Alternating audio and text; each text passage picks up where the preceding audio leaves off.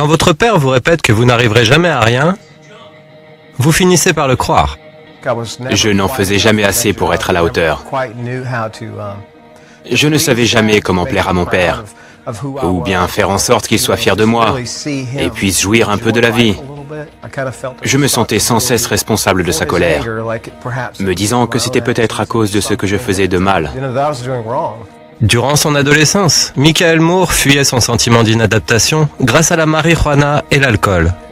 Cela me donnait un éphémère sentiment d'euphorie. Lorsque je me déconnectais ainsi de mon environnement, plus rien n'avait d'importance. En secondaire, sa consommation de drogue empira et sa relation avec son père se dégrada. Lorsque Michael fut pris en train de voler un sac dans une voiture, son père explosa. Il a commencé à me battre, à me frapper, à me parler très durement, répétant que je n'arriverais jamais à rien. Ça a été une expérience très traumatisante. J'en ai conclu que, quelles qu'aient été les chances de relation avec mon père, elles avaient certainement été complètement anéanties suite à cet incident. Ça m'a fait mal, très mal. Et à partir de ce moment, j'ai commencé à boire de l'alcool pratiquement tous les jours, ou presque. Michael termina ses études et décrocha un emploi lucratif en tant que géomètre. Extérieurement, tout avait l'air bien. Je possédais la plupart des choses qu'un jeune homme pouvait désirer. Mais à l'intérieur, j'étais un homme brisé, c'était le chaos. Plus j'achetais des choses, plus j'essayais d'en tirer de la satisfaction, et plus le désir d'abuser de substances se faisait sentir. Dans la vingtaine, Michael se maria et créa une famille. Il possédait un bureau de géomètre qui fonctionnait bien, mais la pression qui accompagnait ce travail devint ingérable. Je ne savais pas comment gérer mes émotions. La drogue et l'alcool constituèrent mon seul moyen de décrocher un peu de cette carrière, de ce travail qui me consumait littéralement. Je travaillais 18 heures par jour la plupart du temps. Je courais après l'argent, après le plaisir, et je ne montrais pas à mes enfants, à ma famille, l'amour dont ils avaient besoin.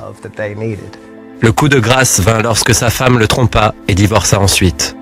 Il resta seul dans sa grande maison. Lorsque sa mère l'invita à l'église, il accepta, juste pour échapper à sa solitude quotidienne. Tout ce que le pasteur disait représentait l'image de ma vie, littéralement. J'en ai fondu en larmes. Et lorsque ce fut le moment de l'appel au salut, j'étais présent. Je me suis avancé, j'ai prié, mais je n'étais pas prêt à me soumettre. Je voulais toujours me battre pour accomplir les choses par moi-même, avec ma propre force. Jusqu'à ce jour, ma vie n'avait concerné que moi et moi. Regardez comme j'ai réussi. Michael se consacra à bâtir la vie qu'il avait désirée depuis tant d'années. Il trouva un nouveau moyen de tenir le coup. La cocaïne était le carburant qui me gardait éveillé et me permettait de travailler toute la nuit. J'ai vécu ainsi pendant 2 ans, et ça m'a tué pour ainsi dire. Puis j'ai commencé avec le crack, et c'est alors que ça a été la plongée en enfer. À un point tel que c'était la seule préoccupation de mes pensées. Je ne voulais rien d'autre. L'extase du crack ne dure que quelques secondes. Nous faisons tout ça. Nous donnons tout pour juste quelques secondes d'euphorie. Et puis c'est fini. Et alors c'est le travail, les manipulations, les mensonges, le vol, n'importe quoi du moment que vous parvenez aux prochaines quelques secondes d'extase. C'est vraiment une vie épouvantable. C'est horrible. Michael perdit tout ce qu'il avait et se retrouva à la rue. Je gardais un travail quelques semaines, juste assez pour avoir une paye. Et aussitôt après, j'allais m'acheter autant de crack que possible avec cet argent. J'en gardais un peu pour une chambre, dans laquelle je m'enfermais 7 jours d'affilée, pour fumer du crack jusqu'à mon dernier dollar. Puis je retournais à nouveau dans la rue. Pendant des années, Michael vécut dans des squats de drogués, des centres d'accueil pour sans-abri et des chambres de motel. Un soir qu'il était fatigué et affamé, il appela sa mère à l'aide. Ma mère avait l'habitude que je l'appelle pour la supplier de m'envoyer de l'argent. Mais ce soir-là, j'ai dit, « Maman, je suis à Savannah. Je ne demande pas d'argent, mais j'ai faim. Je n'ai pas mangé depuis des jours. Pourrais-tu m'amener un sandwich ou quelque chose d'autre ?» Ma mère avait raccroché. C'est à ce moment que j'ai réalisé que j'étais une épave et que j'avais besoin d'aide. Il était impossible de m'en sortir tout seul. Je ne pouvais pas m'en sortir. J'avais besoin d'aide. Allongé sur le sol d'un centre d'accueil, Michael ouvrit une Bible et ses yeux tombèrent sur un verset qui changea sa vie. J'avais besoin de Dieu, je le savais, et je suis tombé sur les Proverbes 3, 5, 6. Dieu dit, « Si tu me fais confiance de tout ton cœur, et si tu ne t'appuies pas sur ton intelligence, si tu recherches ma volonté dans toutes tes voies, je dirigerai tes pas. » C'était la première fois de ma vie que Dieu me parlait. La Bible est devenue vivante. Dieu était plus réel que n'importe quoi d'autre, et il me disait, « Je dirigerai tes pas. » Ma vie n'avait été qu'une série de voies sans issue jusqu'à ce point. Et j'avais besoin de cette parole. J'avais besoin de quelqu'un pour me diriger. Et Dieu me disait de simplement lui faire confiance. Michael donna sa vie à Jésus-Christ. Il suivit un programme de désintoxication et de formation de disciples de 8 mois avec le Centre de formation biblique de la mission de Savannah.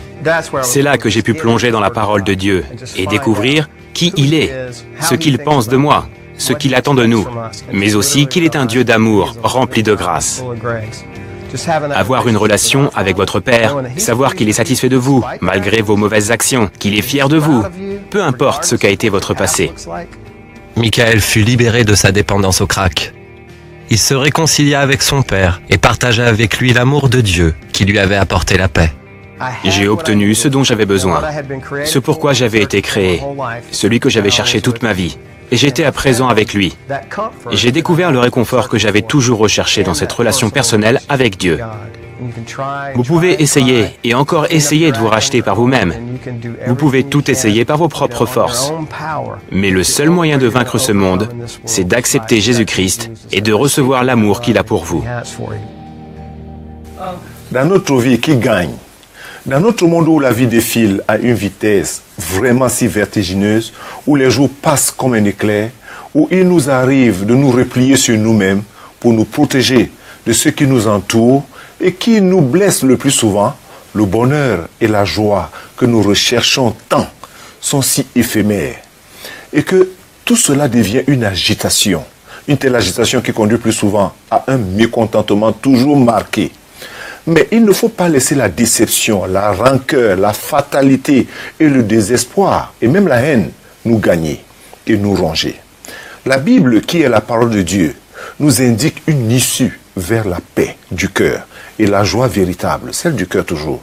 Car il est bon de savoir que le monde de demain ne sera pas transformé en un monde plus meilleur devant nous. Mais nos vies le seront si nous nous tournons vers Dieu et par la repentance et la foi en son Fils Jésus-Christ. Mais la vraie tragédie et la difficulté, c'est la peur que les hommes ont de la lumière aujourd'hui. Mais notre Dieu, qui est le Père éternel, sait pardonner l'enfant qui a peur de l'obscurité. As-tu peur de l'obscurité? Car bien que le monde soit plein de souffrances, comme l'a dit Helen Keller, il y a aussi de très grandes victoires dans ce monde. Ça, on peut le dire. Parce que le plus important n'est pas de savoir qui commence le match, mais plutôt qui le termine. Et quelle prière faire dans notre besoin, en ce moment même. C'est nous réconcilier avec Dieu. Réconciliez-vous avec Dieu. Dieu veut remplir ton cœur de paix et de joie, non seulement dans le futur, mais chaque jour de ta vie.